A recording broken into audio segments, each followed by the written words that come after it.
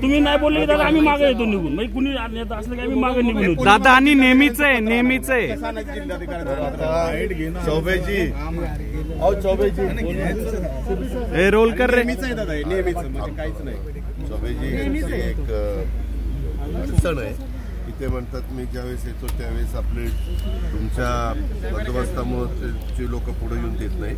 वास्तविक हे इलेक्ट्रॉनिक मीडियाचे सगळे प्रतिनिधी तर त्यांना पुढे येऊन दिलं पाहिजे, त्यांना थांबवलं नाही पाहिजे.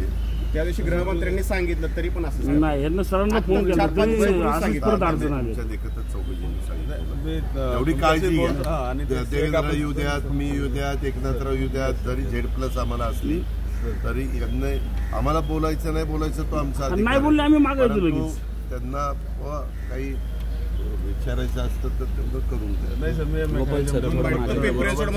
दादा पुण्यात काल बाईट घेतलं, एवढं गर्दीत तुमचा बाईट पण कुठल्या पोलिसांनी आम्हाला मागे नाही घेतलं. इथं आम्हाला दिलं नाही. काय काळजी घेतात आता काही नाही. आता ह्या का मी जे काही होतं माडाच्या आपल्या पंतप्रधान आवास योजनेच्या बद्दल अतिशय विस्तृतपणे सगळं सांगितलेलं आहे. तुम्ही ते ऐकलेलं आहे.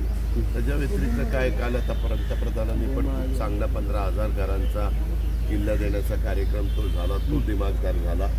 चालू आहे. तुम्ही काय करता, प्रश्न विचारताना तिसरंच काहीतरी विचारत बसता. मला त्याचं उत्तर द्यावंसं वाटत नाही. मी कामाचा माणूस आहे हे तुम्ही अनेक वर्ष ओळखता. त्याच्या पद्धतीने चाललंय. काय नाही, सगळं व्यवस्थित जे सांगितले ते झालेलं आहे. लेखी सूचना पोलीस आयुक्तांच्या पण व्हायरल झाले, दिलेलं आहे, ते थांबवलेलं आहे. शेवटी जे आपल्या शहराच्या हिताचं असेल तेच करण्याचं काम आम्ही सगळे लोकप्रतिनिधी म्हणून करू. आपण काही कुणाला पाठीशी घालण्याचं काही कारण नाही. मागे पण तुम्ही बघितलं, मी उलट माझ्याही जवळचा कधी कुठला तरी त्यांना असं नाही चालणार. शहराचा हित कशात आहे तेच आपण पाहिलं पाहिजे. 22